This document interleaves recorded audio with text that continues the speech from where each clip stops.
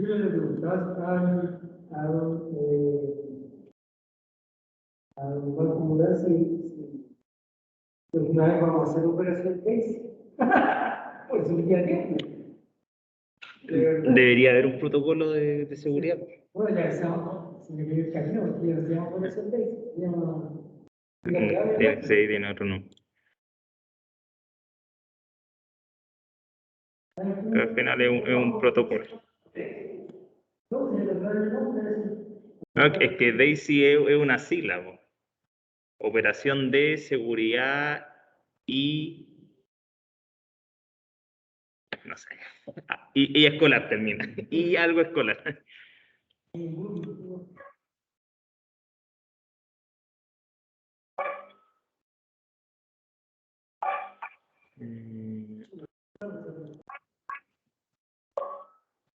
¿Qué onda?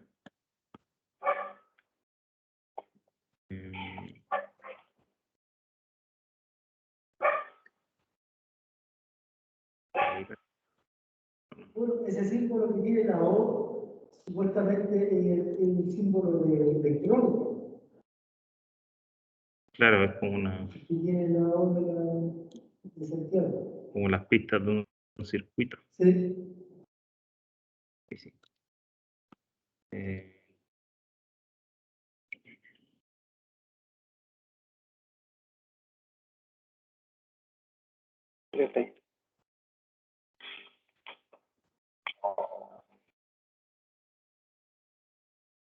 Está mal, esta cosa no.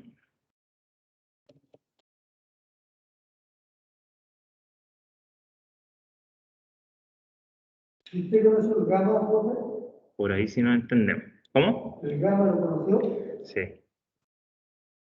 Sí, pero yo lo conocí cuando ya hacían cursos de capacitación, ¿no? Ya. Pero un par de profes que tuve eran de ahí. Ay,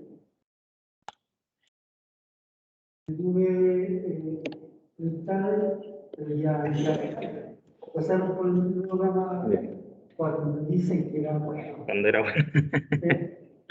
Cada vez se dejó estar. Claro. No, de ahí todo lo otro. Bueno, el INACAP principalmente se lo comió. Sí. Bien, hoy día vamos a hablar de los relés. Ya, un tema que para algunos va a ser bastante sencillo, yo me imagino, pero es una parte pero muy importante de las instalaciones eléctricas industriales, sobre todo la enfocada a automatización.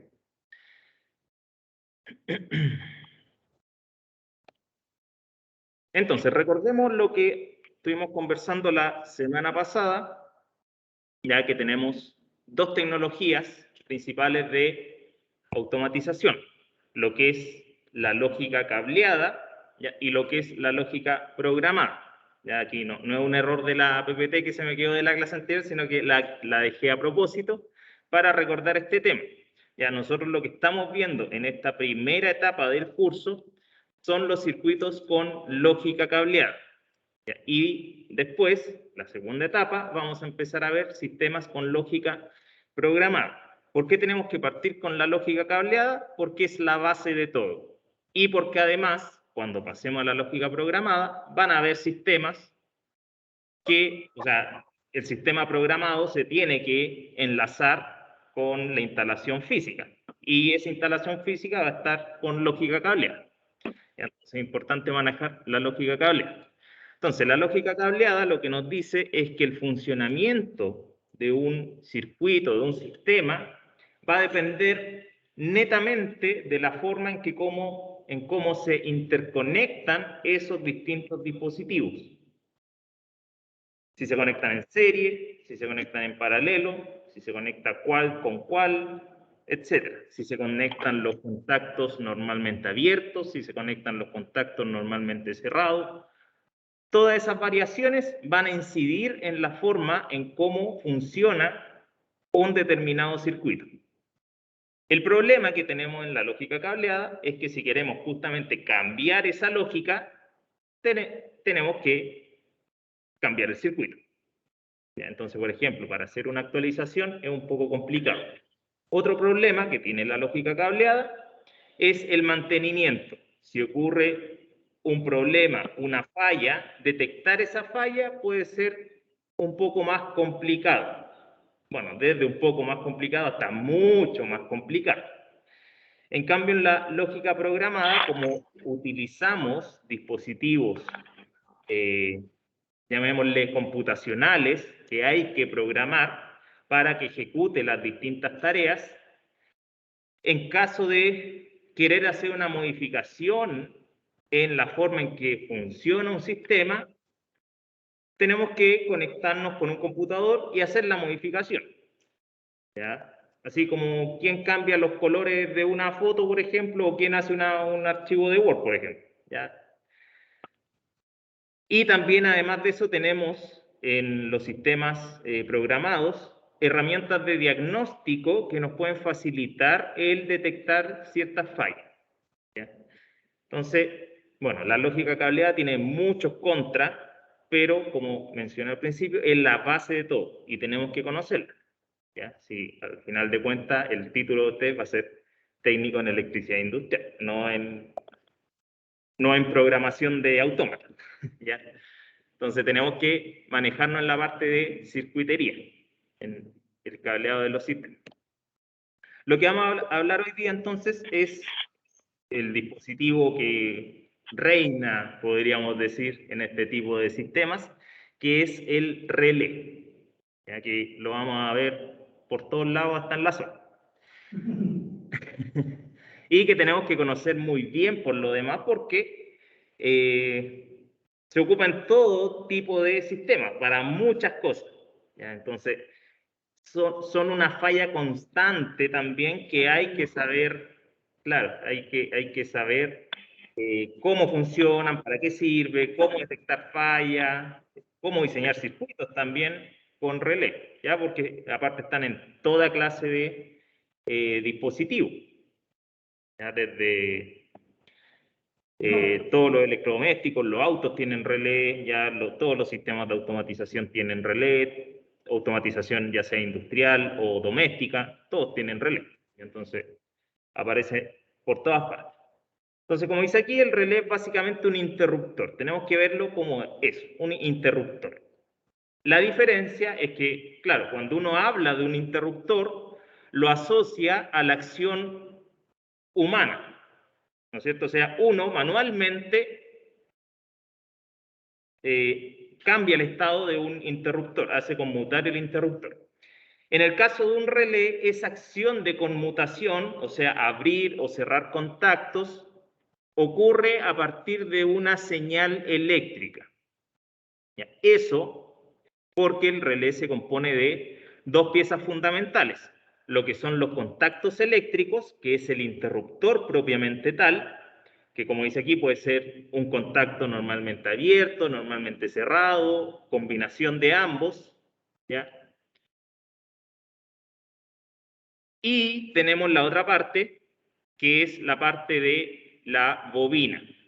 ¿Ya? La bobina, recordemos, es básicamente un alambre enrollado alrededor de un núcleo, que cuando circula un flujo de corriente, esto genera un campo magnético y ese campo magnético hace que el núcleo de esta bobina se transforme básicamente en un electroimán. Entonces, ese campo magnético que genera esta bobina permite el movimiento de los contactos. Entonces, ahí tenemos la estructura básica, se podría decir, ¿ya? Donde tenemos la bobina, los contactos, en este caso, en esta imagen, tenemos contacto normalmente cerrado, normalmente abierto y contacto común. Por el lado de abajo están los terminales, ¿no es cierto?, que es donde uno conecta los distintos elementos del circuito. El núcleo, que es por donde se transmite este campo magnético, lo que viene a ser en el fondo una especie de electroimán.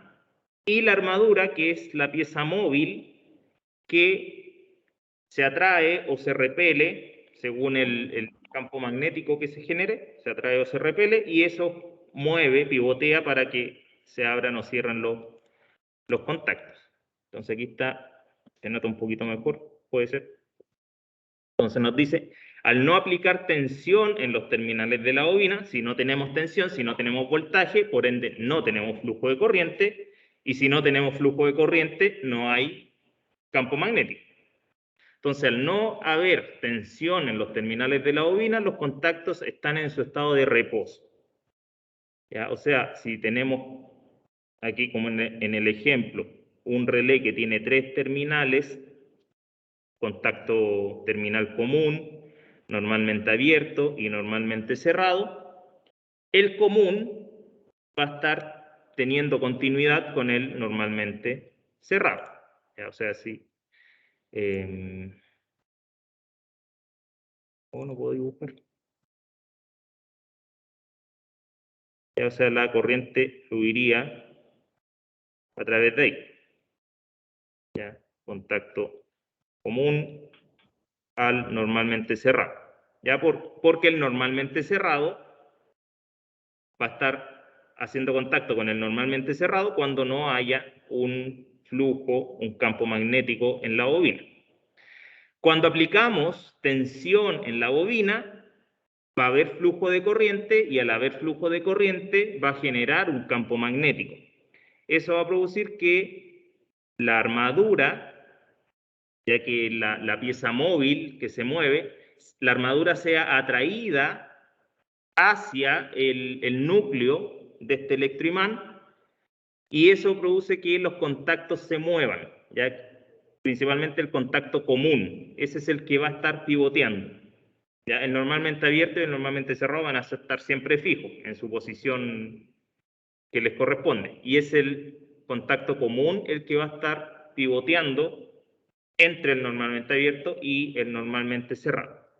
Entonces, cuando se genera un campo magnético, la armadura se atrae y se mueve el contacto común, abriendo el normalmente cerrado y cerrando el normalmente abierto. ¿Ya? Entonces ahí el flujo de corriente sería desde el común hacia el terminal normalmente cerrado.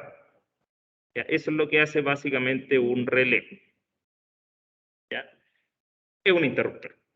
Ya, nomás que tiene toda la otra etapa de la bobina, ¿no es cierto?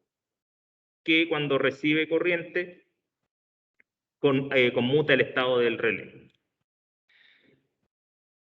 Entonces, dentro de los relés tenemos que manejar ciertas características técnicas de estos componentes, ya para hacer una selectividad de esto, por ejemplo, o cuando tengamos que hacer un reemplazo, ya, o armar un circuito con relé, tenemos que tener claro ciertas características técnicas para poder elegir uno u otro. ¿Ya?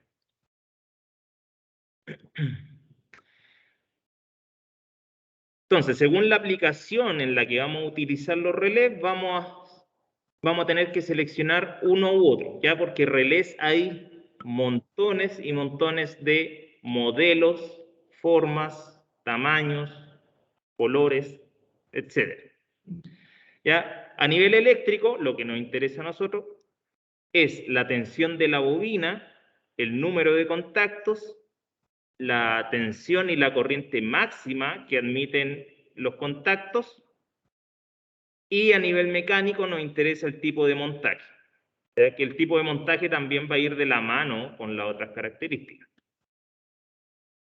Entonces, tenemos la tensión de la bobina, ya que todas las bobinas están diseñadas en función de su núcleo, en función de la tensión que van a admitir. ¿Ya? Las bobinas también tienen una determinada resistividad y en función de esa resistividad van a tener también un determinado consumo de corriente. ¿Ya? Entonces, la bobina no es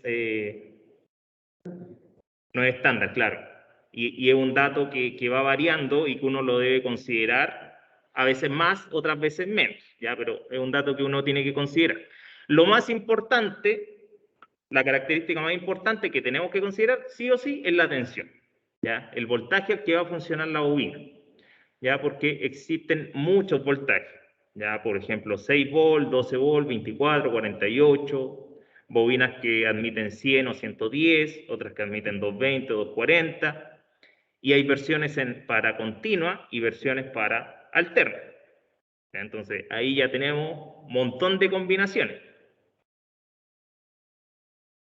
Y además tenemos que considerar que hay algunos relés que tienen en su interior un LED indicador para indicar cuando está activado el relé, cuando está energizada la bobina, y en algunos de esos casos la bobina puede tener polaridad.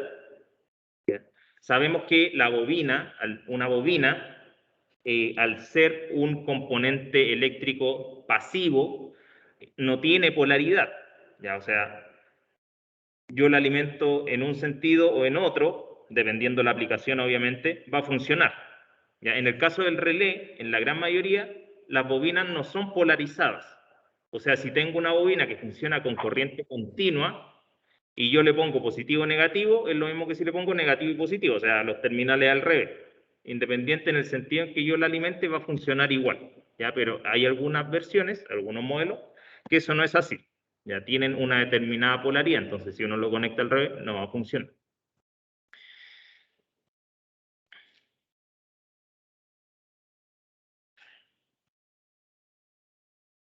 Ahora, la tensión de la bobina tiene que ir obviamente de la mano con lo que vamos a hacer y tiene que ir de la mano con las características de mi circuito. O sea, si estoy diseñando un circuito eléctrico donde todo va a funcionar a 220, por ejemplo, tendría sentido que la bobina también sea, la bobina del relé, de los relés que voy a ocupar también sean a 220. O si voy a hacer un circuito de automatización que a lo mejor va a funcionar con 24 volts, tendría sentido trabajar a 24. ¿Ya? O sea, todo estandarizarlo, ojalá, a un solo nivel de tensión. A lo mejor sí podemos mezclar 24 con 220, pero por ejemplo no tendría sentido a lo mejor trabajar con 24, con 220, con 110, con otra parte con 12, ¿no es cierto? Ya es tratar de estandarizar eso. Por ejemplo, hay algunos controladores, bueno, está el concepto de contacto seco, por ejemplo, un interruptor de contacto seco, donde uno le puede meter cualquier voltaje, ¿ya? Y con ese voltaje controlar otra cosa. Entonces, por ejemplo, si vamos a controlar la bobina de un relé, ahí da lo mismo. ¿Ya? O sea, el contacto, supongamos la salida de un controlador de temperatura. Yo a la salida del controlador de temperatura, a lo mejor le puedo meter 24 y con eso accionar un relé que también funciona a 24. Pero hay otros tipos de contacto, salidas de algunos equipos que me entregan un determinado voltaje. Por ejemplo, un sensor de proximidad que trabaje a 12 volts. Y yo, en función del sensor de proximidad, quiero accionar un relé. Si el sensor de proximidad me está entregando 12, la bobina del relé va a tener que ser de 12. Ya no puede ser de 220, porque de 12 a 220 no le voy a hacer ni cosquilla. Entonces hay que fijarse en eso y considerar el parámetro para diseñar bien el sistema. Después, otra variable es el número de contactos. Los relés, al igual que otros dispositivos, por ejemplo, sensores, interruptores, pulsadores, llaves selectoras, etcétera, lo que conversamos la semana pasada, puede poseer variada cantidad de contactos eléctricos, ya desde un simple contacto normalmente abierto hasta múltiples sets de contactos normalmente cerrados y normalmente abiertos. Entonces, aquí, por ejemplo, en la imagen, el primero es un relé que tiene solamente un contacto normalmente abierto. ¿Ya? Ahí abajo esto lo saqué de una hoja de datos de un modelo RL en particular, ¿ya? Y ahí aparecían estas imágenes con la descripción de los contactos. ¿Ya? Entonces ahí abajo ese rectángulo es la bobina, es el símbolo de la bobina, y ahí tenemos los dos terminales que son los contactos del interruptor y corresponde a un contacto normalmente abierto. ¿Ya? Hay otros que pueden ser normalmente cerrados, un solo contacto normalmente cerrado. Al lado tenemos dos sets de contactos, un común y eso ahí pivotea entre un normalmente abierto y un normalmente cerrado. Ya tenemos dos sets de contactos, esto sería un DP-DT, ya si mencionamos lo que vimos la semana pasada, el primero aquí sería un relé del tipo SP-ST, un polo, un contacto, este otro sería DP-DT, dos polos, doble contacto, y el último aquí sería un 4P-DT, cuatro polos, que aquí serían los terminales de abajo, esos serían los polos, el 9, el 10, el 11 y el 12, 4P-DT, dos posiciones. Ya, o sea, todos tienen ahí normalmente abierto y normalmente cerrado, el de al lado también, el de al lado también, ya. Entonces, hay mucha cantidad, variada cantidad de contactos. Depende, obviamente, nuevamente, la aplicación donde lo vamos a ocupar. O sea, si a partir de una señal necesitamos sacar una sola para otra cosa, nos serviría un contacto simple, ¿ya? Un SPST. Pero si, por ejemplo, a partir de una señal, supongamos, tenemos un sensor de proximidad y con ese sensor de proximidad yo quiero activar, por ejemplo, una luz, un indicador sonoro, un motor, y mandar la señal para un equipo, ahí necesito varios contactos. ¿Ya? Entonces ahí voy a necesitar a lo mejor un 4P-DT, este último. O sea, a partir de una señal puedo sacar múltiples señales. Depende obviamente la aplicación. Después tenemos la tensión y corriente de los contactos, que esto también es súper importante, que nos indica la capacidad máxima de electricidad, de potencia, que puede circular a través de los contactos. ¿Ya? O sea, a través de todo esto que vimos anteriormente, cuánta corriente y a qué voltaje puede funcionar esa parte. ¿Ya? Entonces aquí puse dos ejemplos. Siempre nos vamos a pillar con este tipo de descripción. Por ejemplo, hay 5 amperes a 250 volt corriente alterna y 5 amperes a 28 volt de corriente continua. El otro, 10 amperes a 250 volt en corriente alterna y 10 amperes a 30 volt de corriente continua. ¿Por qué pasa eso? De la misma corriente, pero distintos niveles de voltaje. Porque no es lo mismo que por un interruptor o por un set de contactos circule corriente alterna a que circule corriente continua. ¿Ya? Cuando circula corriente continua hay un mayor desgaste de esos contactos, ¿ya? Porque la corriente es constante, o sea, siempre está circulando y siempre en la misma dirección. ¿Ya? En cambio, en corriente alterna sabemos que hay un cruce por cero, hay un momento en donde no hay flujo de corriente. ¿Ya? O sea, los electrones van, se devuelven, pero hay un punto donde se detienen para cambiar de sentido. ¿Ya? Entonces ahí hay un cruce por cero. Lo otro es que cuando los contactos se abren y se cierran, lo sabemos desde el semestre pasado que los interruptores se genera un pequeño arco eléctrico, ¿ya? Dependiendo el nivel de tensión y el nivel de corriente que esté circulando. Se genera un pequeño arco eléctrico cuando los contactos se abren y se cierran. ¿Ya? Ese arco eléctrico es mucho más dañino en corriente continua, por lo mismo, porque la corriente está siempre fluyendo. Entonces se genera un mayor desgaste de los contactos.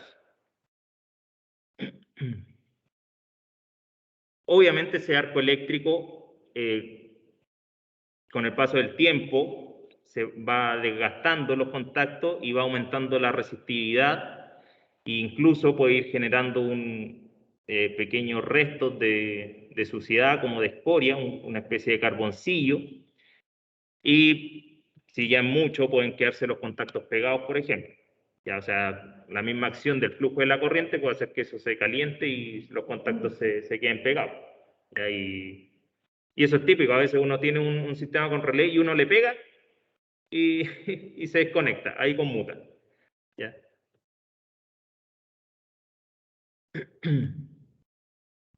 Como dice aquí, no se recomienda operar el límite, en el límite debido al desgaste de los contactos, ya por lo mismo. Por ejemplo, hay unos relés muy chiquititos, por ejemplo, ya que ocupan algunos, bueno, relés de pequeña señal que van soldados en los circuitos electrónicos, por ejemplo, para las salidas de ciertos equipos de control, y que dice que aguantan hasta, no sé, 15 amperes a 250 volts.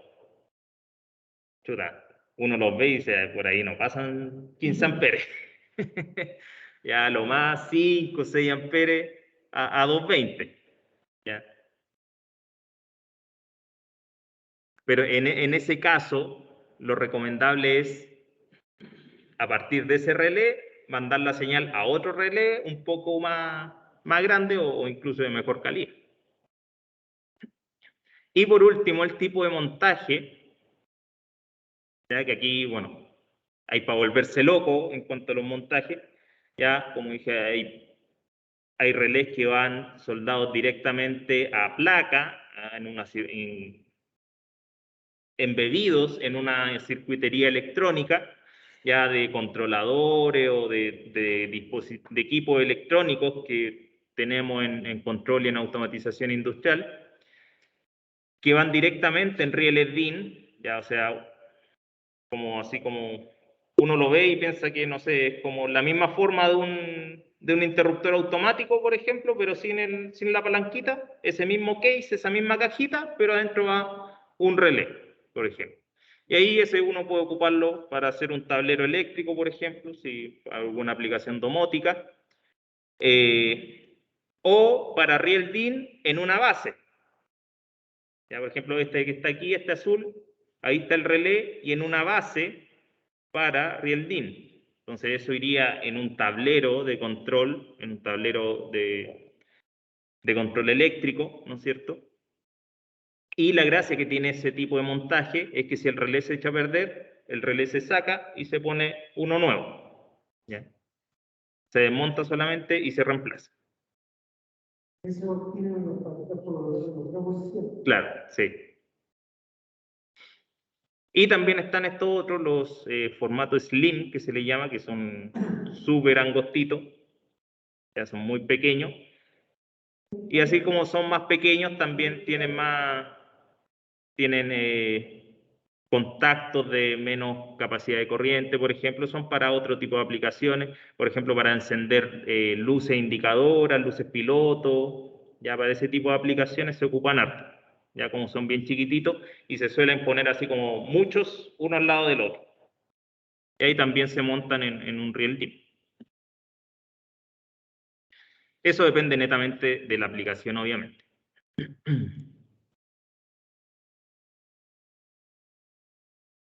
Ahora, ¿en qué lo vamos a ocupar? ¿En qué vamos a ocupar los relés? Ya sabemos en qué nos tenemos que fijar, ya sabemos cómo funciona, ¿en qué lo vamos a ocupar?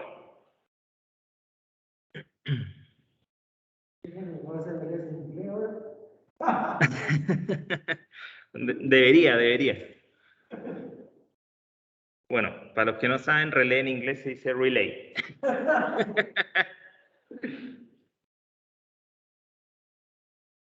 Bueno, el relé lo podemos ocupar en montones de aplicaciones dependiendo el sistema. Ya, o sea, cada sistema, cada diseño va a tener su propia particularidad y puede ocupar el relé de una u de otra manera. Entonces, algunas aplicaciones típicas es justamente aislar ya cuando se necesita trabajar con un mayor voltaje. Ya, por ejemplo, tener un sistema que funciona a 24 volts, con esos 24 volts accionamos la bobina y en los contactos del relé podemos tener un voltaje distinto, mayor o menor, por ejemplo 220. ¿Ya? Entonces podemos accionar una carga de 220 a partir de una señal de 12 o de 24 volts. La gracia es que como no hay un contacto eléctrico directo entre la bobina y los contactos, si pasa cualquier cosa en la etapa de 220, no afecta a la etapa de los 24. Y si pasa cualquier cosa en la etapa de 24 volt, no va a afectar a la etapa de 220. ¿Ya? Entonces, por eso uno habla de aislar, ¿ya? Porque no hay no hay continuidad eléctrica entre la bobina y los contactos, son dos cosas independientes.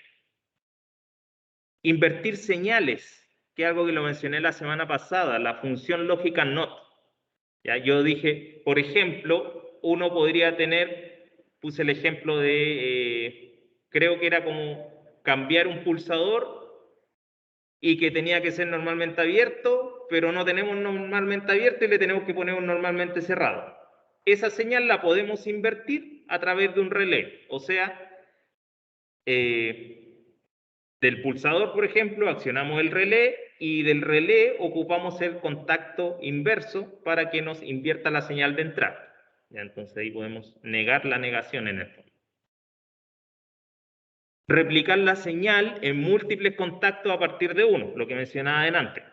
Tener, por ejemplo, un sensor de proximidad o un sensor, no sé, un sensor óptico, por ejemplo, que tiene solamente una salida, pero yo quiero accionar distintos elementos, pero de forma que estén aislados unos de otros. Ya no que de una salida conecte todo en paralelo, sino que tener un mayor control sobre las cargas, ya mayor aislación también sobre las cargas.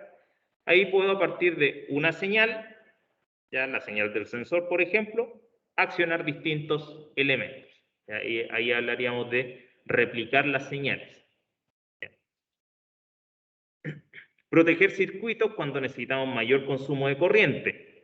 Por ejemplo, la misma señal de un sensor me entrega una corriente máxima de, no sé, 200 miliamperes. Pero yo quiero accionar algo que consume 2 amperes. Bueno, ahí tomo esa señal de poca corriente. Un relé en promedio puede consumir 100 miliamperes. Ya depende del voltaje, depende de la resistencia de la bobina, pero siempre nos vamos a mover en ese número, 100 miliamperes aproximadamente. Entonces, si por ejemplo tengo un sensor que máximo me puede suministrar 500 miliamperes, si activo una carga de 100 miliamperes, estoy sobrado de cariño. Y a partir de esa carga de 100 miliamperes, que es la bobina del relé, yo voy a poder accionar otras cargas distintas que me consuman 1 ampere, 2 amperes, etc. Si conectar esa carga que consume 2 amperes, por ejemplo, directo al sensor, quemo el sensor, porque voy a estar pidiendo más corriente de la que es capaz de suministrar. Lo que dice aquí, la señal de origen no es capaz de suministrar. Esta imagen la saqué de justamente un catálogo que estaba viendo, aparecía esta imagen, que dice little a, pequeña a y gran B. ¿Ya? El relé en el fondo es la posta. ¿Ya? O sea, la señal de entrada se la pasa a la salida. ¿Ya? La señal de entrada es pequeñita, 100 miliamperes, y la señal de salida puede ser 1 ampere, 2 amperes, 10 amperes, etc. Ahora, ¿qué es esta cosa que está aquí? No es una máquina de coser, no es una cafetera, ¿qué es? Eso es un relé, de los primeros relés que existieron, que es un relé telegráfico. ¿Ya? Porque el relé nació con el telégrafo. ¿Ya? O sea, el telégrafo era básicamente las líneas de comunicación, ¿no es cierto?, donde escribían el código Morse, y eso se transmitía a través de cables, de kilómetros y kilómetros. ¿Cuál es el problema? Que todos sabemos que, ¿qué pasa cuando se transmite una señal eléctrica por muchos kilómetros? Hay pérdida. Se van generando caídas de tensión. Entonces, con el relé inventaron básicamente el relé como un repetidor. ¿Ya? Entonces, cada tantos kilómetros se iba instalando un relé con un suministro de energía nuevo para volver a elevar la señal, ¿ya? Y hacer esta función de repetidor. ¿Ya? De ahí es que nace. Y por eso el dibujito aquí de la posta. ¿Ya? La posta es la señal. Por el relevo, en realidad. Claro, de hecho de ahí viene la palabra relé, viene de relevo. Bueno, en muchos países le dicen relevador a los relés. Voy Y a instalar entonces, un relé a mi señal de Wi-Fi. ojalá fuera tan fácil como antes. Entonces, por ejemplo, aquí una aplicación, ya, suministro de 12 volt, tenemos un pulsador y ese pulsador me acciona la bobina del relé, ¿no es cierto? Y cuando el relé está sin suministro de energía, está aquí cerrado el contacto normalmente cerrado. Entonces aquí prende la lámpara H2 en el fondo. ¿Qué pasa cuando uno acciona el pulsador? Va a haber flujo de corriente, se va a excitar la bobina del relé y los contactos van a conmutar. O sea, el que estaba cerrado va a estar abierto y el que estaba abierto va a estar cerrado. Entonces eso va a provocar que se apague H2 y se prenda la otra lámpara, H1. Y además, si se dan cuenta, hay voltajes distintos en el suministro. ¿Ya? Ahora, este pulsador puede ser cualquier dispositivo de control. ¿Ya? Se dibuja un pulsador para ejemplificarlo solamente, pero puede ser un sensor, la salida de un equipo de control determinado, la salida de un PLC, la salida de un equipo de domótica, cualquier cosa. ¿Ya? No necesariamente un pulsador, inclusive un interruptor, una llave selectora, un contacto de otro relé, por ejemplo, ir poniendo como relé en cascada, también se hace.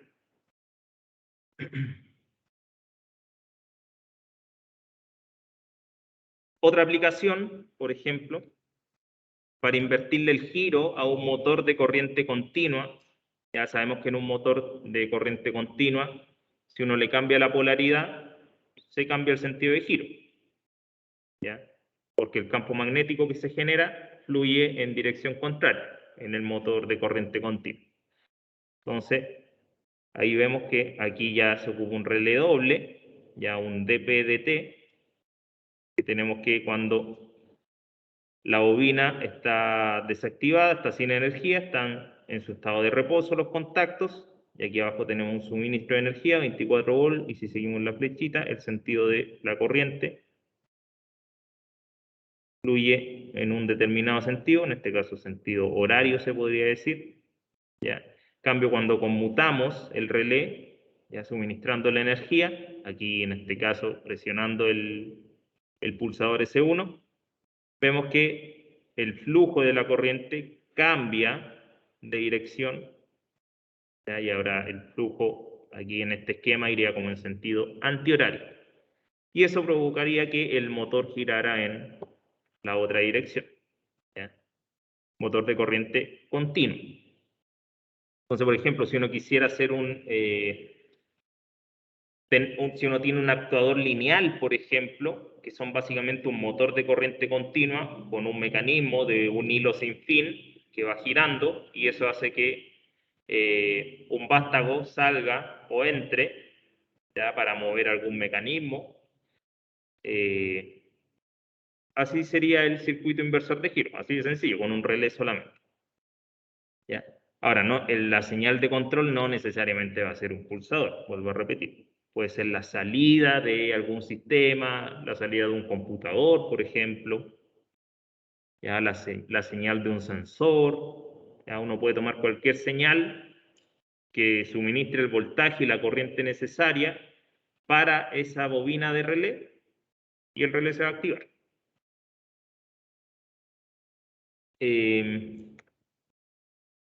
Hay que tener ciertas consideraciones, sí, dependiendo el tipo de señal que vamos a tomar,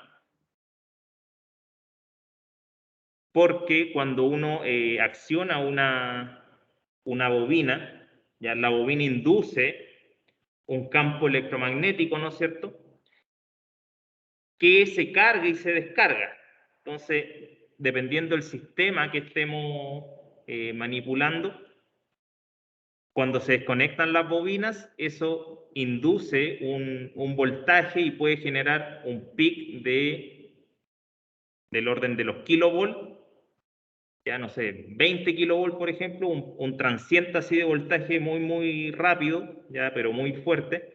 Entonces, por ejemplo, si tenemos una señal de algún equipo electrónico, por ejemplo, algún equipo de control, nos podría llegar a quemar la salida del equipo solo por el hecho de accionar un relé. Así que igual hay que tener ojo con eso. Pero para eso se ocupan filtros. ¿Ya? No lo quise mencionar hoy día, ¿ya? Pero en su momento vamos a abordar eso, que aquí en paralelo con las bobinas se ponen algunos filtros que pueden ser diodos, pueden ser resistencia o condensadores, etc. Lo mismo con los contactos. A veces se ponen en paralelo a los contactos, depende el tipo de carga que uno va a controlar. Se ponen en paralelo con los contactos algún filtro, que puede ser un diodo, resistencias, condensador, etc. ¿Ya? Eso en todo caso aparece en los manuales y en las hojas de datos de estos dispositivos, ¿ya? Y de equipos de control. Ya, por ejemplo, no sé, un controlador de velocidad, por ejemplo, un variador de frecuencia, un partidor suave. De repente aparece que uno puede conectar cierto relé a las salidas de estos equipos. Tienen salidas digitales y uno puede conectar un relé y ahí, por ejemplo, nos muestran los esquemas si es que hay que poner o no un filtro para proteger el equipo. Otra aplicación, por ejemplo, aquí hay un circuito de control donde tenemos un sensor, ya esto es un sensor de proximidad fotoeléctrico, sensor A, sensor B, y la salida de estos sensores me accionan la bobina de un relé. Entonces ahí tenemos el relé K1 y al lado tenemos el relé K2, y esto particularmente lo puse para que veamos esto de aquí abajo, ¿ya? Para que también abordemos un poquito de lo que es lectura de planos. Esta tablita que sale aquí abajo nos indica dónde podemos ubicar los contactos de ese relé. ¿Ya? Este es un plano que está dibujado bajo la norma internacional, ¿no es cierto? Entonces tenemos que abajo en esta tablita nos muestra dónde podemos encontrar los contactos de ese relé, porque si vemos aquí solamente está el símbolo de la bobina, ya no tenemos al lado los contactos, a diferencia de los esquemas anteriores. Aquí no tenemos los contactos al lado físicamente asociados, sino que están repartidos en el plano. Ya lo mismo ocurre con K2. Entonces, ¿qué nos dice aquí? Nos dice relé K1.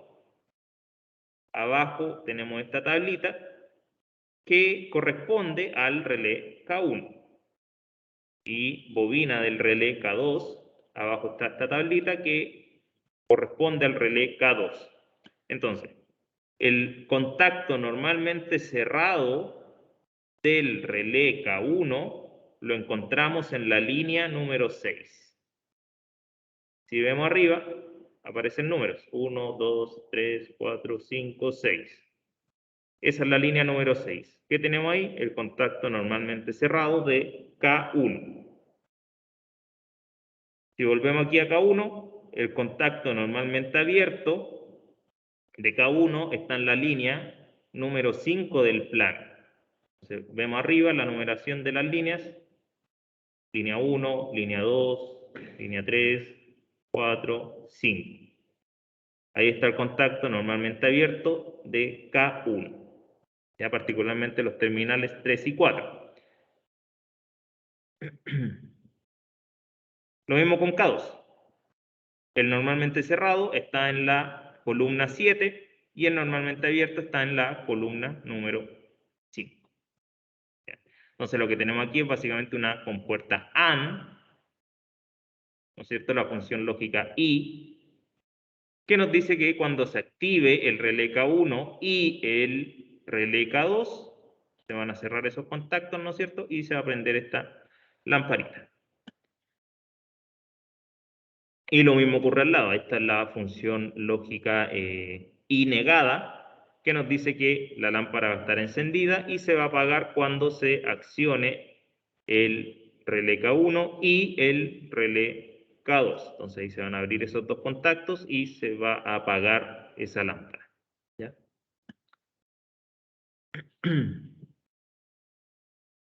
¿No? Dígame. ¿Qué pasó ahí? ¿Pero falló o...? ¿Qué cosa? Ay, Ah, esos son los símbolos. Es el símbolo de un sensor fotoeléctrico de barrera. ay, ubicado. Sí, ese es el símbolo, el monito que sale a la izquierda es un LED, un emisor de luz, y el de al lado, el de la derecha, es un fototransistor, o sea, el receptor. Sí, no se nota mucho ahí. Sí, que es tan chiquitito que no se nota.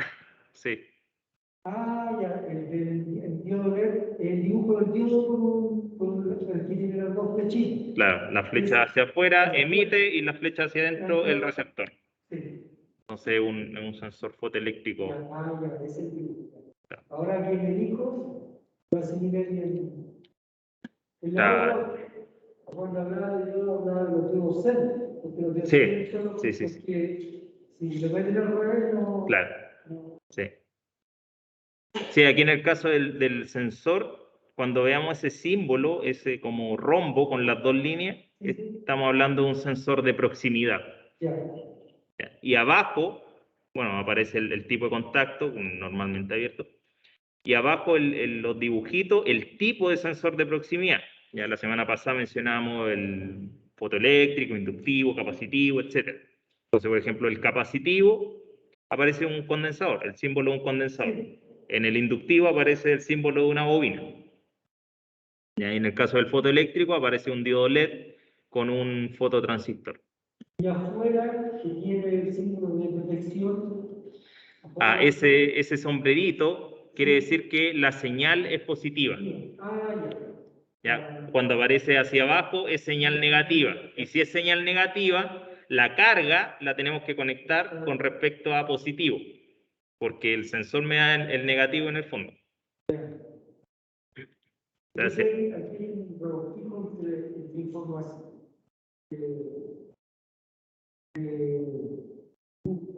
Símbolo electrónica y de, Sí. y de electricidad industrial. Bueno, automatización. Electricidad, electrónica, informática, mecánica, todo. Sí. Eso me estaba porque, claro, si se hubiese notado bien el dibujo del guión, no lo hubiese preguntado. Yo dije, o sea, capaz que lo cambió esa parte. No. De hecho, me pasó en algunos años bueno, de hecho, hace muchos años el ramo de automatización en el colegio me pasó una vez en los colegios que están en cuarto medio. Entonces, cuando le hacía clase a los eléctricos, yo les empezaba a hablar de los relés y ellos no cachaban. Hasta me pasó un año que varias clases después se dieron cuenta que no estaba hablando del relé termomagnético. O sea, claro, ellos en tercero medio, en el ramo de motores, por ejemplo, le hablaron todo el año del relé termomagnético, entonces yo después llegué a hablarle del relé y pensaban que también estaba hablando del relé termomagnético. Y no, pues.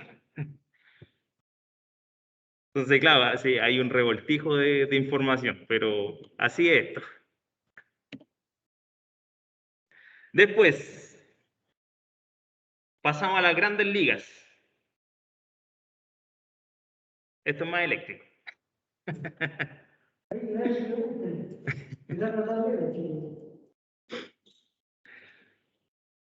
Ya tenemos los contactores que, bueno, en cuanto a su principio de funcionamiento es prácticamente lo mismo que un relé. O sea, tenemos una bobina que genera un campo electromagnético que desplaza una serie de contactos y eso hace que estos contactos conmuten. Los que estaban abiertos van a estar cerrados y los que estaban cerrados van a estar abiertos. Ya, eso a grandes rasgos. La diferencia entre hablar de un relé y hablar de un contactor es que hablamos de los contactores cuando nos referimos a estos dispositivos que soportan una mayor potencia en sus contactos. ¿Ya? Los relés están diseñados para pequeñas señales entre comillas. ¿Ya? O sea, igual, no sé, 10 amperes a 250 volts o a 220 igual no deja de ser. ¿Ya? Pero en el caso de los contactores ya no hablamos de 220, ya no hablamos de 10 amperes. Ya estamos hablando de 380 volts, corriente trifásica, ¿no es cierto? Y voltaje y corrientes mucho mayores. ¿Ya? 20, 50, 100, 1000 amperes. ¿Ya? Ya, mucha mayor potencia. Y la principal aplicación de los contactores está justamente en el control de motores eléctricos. Eso es lo principal. Sin perjuicio de eso, igual uno puede ocupar los contactores para otro tipo de aplicación. Por ejemplo, tener, yo lo he visto mucho, utilizado en temporizadores para controlar circuitos. Circuitos en edificios de oficina, por ejemplo. Hacer que se corte la luz a una determinada hora. ¿Ya? Con un temporizador horario, acciona o más bien dicho, desactiva el contactor y a una determinada hora se corta la luz, por ejemplo. ¿Ya? Hay máquinas eléctricas que trabajan bastante. Claro. Y él hablaba que a veces tengo que hacerle mantención de autoclave. Son máquinas de hospitales, de la monitorización, bueno, para controlar el motor, para hacer Sí. más frío, tiene que tener un contactor. Claro. Realmente es un motor trifásico, de gran potencia. Entonces, Sí, pues ahí tiene que ir con contactor, si es que no va con un sistema de control electrónico. ¿Ya? También, claro, calefactores, circuitos de iluminación y circuitos de calefacción es como lo principal fuera, obviamente, de los motores. ¿Ya? Por ejemplo, no sé, una vez me tocó ver un contactor que controlaba un circuito de calefacción en una academia de peluquería. Como tenían hartos termos, ya todo eso era controlado a través de un contactor. Ya tenían como 6 termos eléctricos gigantes, todos trifásicos. Entonces ahí en ese circuito de calefacción habían contactores. Ya la construcción de los contactores se compone de los mismos elementos básicos del relé. Ya obviamente hay ciertas diferencias, ya, pero la principal diferencia es que son piezas de mayor dimensión.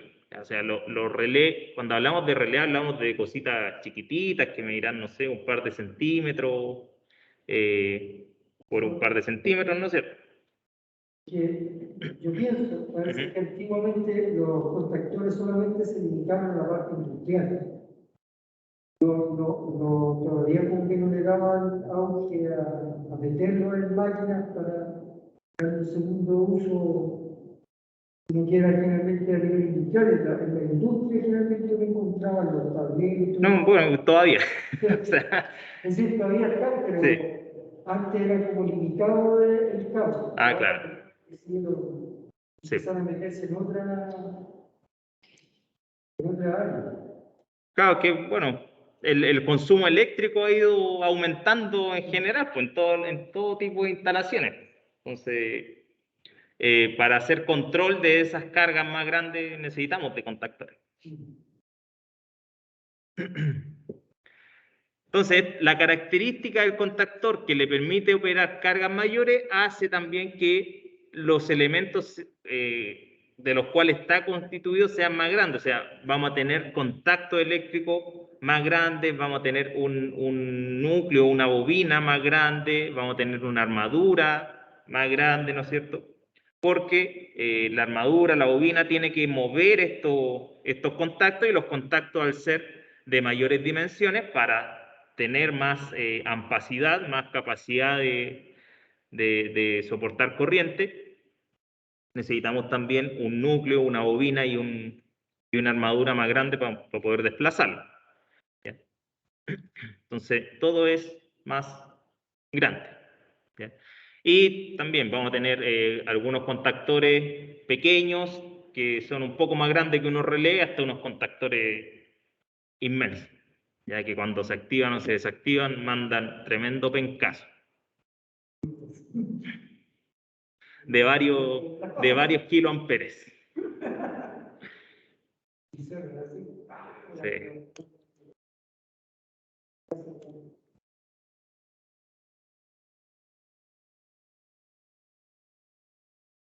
Ahora, una de las diferencias, y tal vez en términos prácticos, aparte obviamente de la forma constructiva, es que en los relés, casi por norma general, todos los contactos son iguales.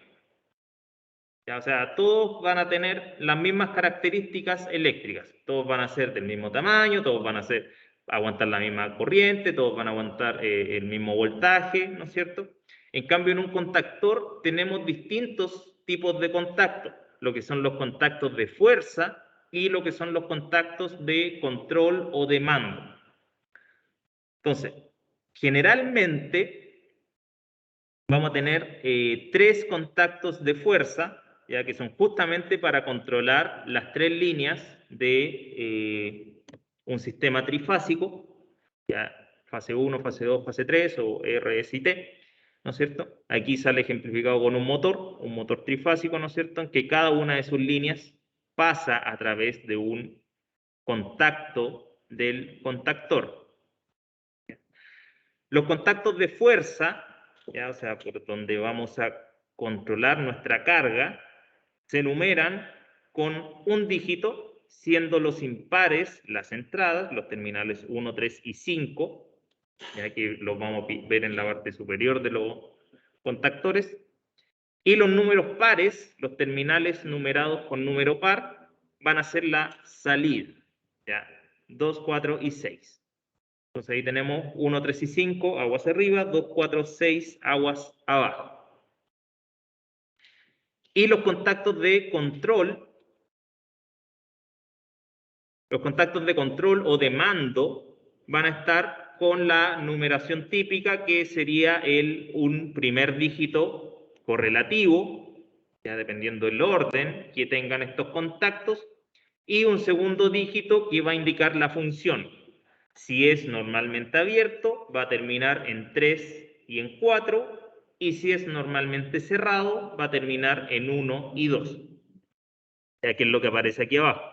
Tenemos 3 contactos de fuerza, que son el contacto 1, 2, el 3, 4 y el 5, 6, son los de fuerza.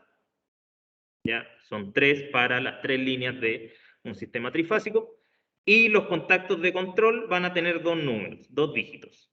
3 y 14 sería el primer contacto normalmente abierto, porque termina en 3 y en 4, y el contacto 21-22, que es el segundo contacto y es normalmente cerrado porque termina en 1 y en 2.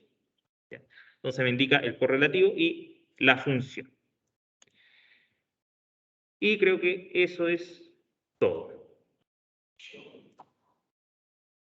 Misión para la siguiente clase. Traten de tener instalado el simulador, el KDSIMU, ¿ya? El cual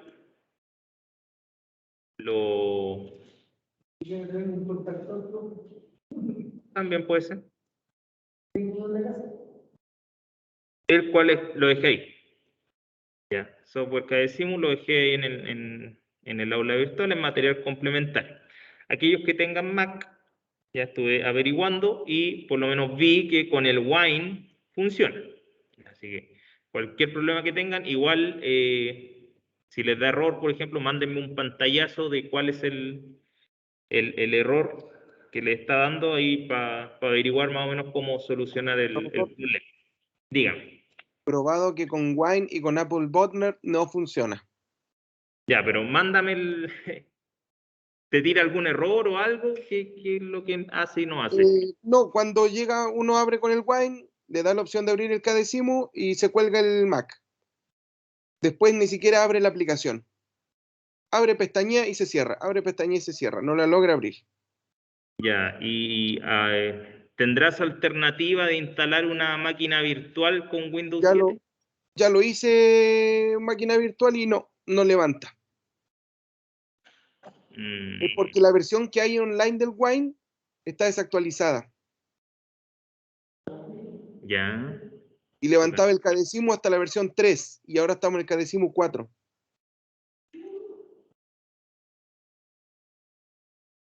No, pero el 3 igual me sirve. Si Pero no está disponible, pues. yo creo que la tengo. Voy a buscarla. Debo tenerlo en algún lado. La versión 3. Ujú. Y se la subo también. Porque entre el 3 y el 4 hay un par de diferencias, pero al final es lo mismo. O sea, hasta el año pasado yo trabajaba con la 3. Ni un problema.